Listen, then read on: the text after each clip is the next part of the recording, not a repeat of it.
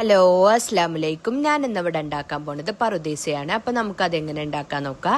അതിനുവേണ്ടി ഒരു പാത്രത്തിലോട്ട് ഇഞ്ചി വെളുത്തുള്ളി പേസ്റ്റ്, പച്ചമുളക്, ഒരു ക്യാപ്സിക്കം കുഞ്ഞിതാക്കി അരിഞ്ഞത്, മല്ലിച്ചപ്പ് പുതിന കുഞ്ഞിതാക്കി അരിഞ്ഞത്, 2 ചിക്കൻ ക്യൂബ് ഇട്ട് കൊടുക്കുക, 2 ടേബിൾ സ്പൂണോളം കാശ്മീരി മുളക് പൊടി ഇട്ട് കൊടുക്കുക, 1/4 ടേബിൾ സ്പൂണോളം മഞ്ഞൾപ്പൊടി, 1 ടേബിൾ സ്പൂണോളം ഗരം മസാലപ്പൊടി, 1 ടേബിൾ സ്പൂണോളം പെപ്പർ പൗഡർ, 1/4 ടേബിൾ സ്പൂണോളം മന്തി മസാലപ്പൊടിയും കൂടെ ഇട്ട് കൊടുക്കുക. പിന്നെ ആവശ്യത്തിന് ഉപ്പും കൂടെ ഇട്ട് കൊടുക്കുക, ആവശ്യത്തിന് വിനീഗറും കൂടെ ഒഴിച്ചു കൊടുത്ത് കുറച്ചധികം തന്നെ ഓയിൽ ഒഴിച്ചിട്ട് നമുക്ക് നല്ലോണം മിക്സ് ആക്കി എടുക്കാം കേട്ടോ.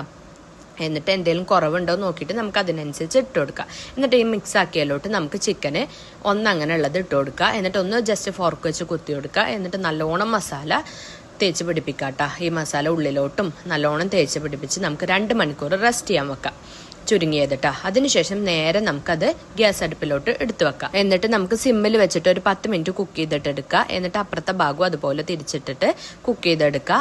അപ്പം നല്ലോണം മസാല ഒക്കെ നമുക്ക് കോരി ഒഴിച്ച് അതിൻ്റെ മേലെ കൂടെ ഒഴിച്ച് കൊടുക്കാം കേട്ടോ.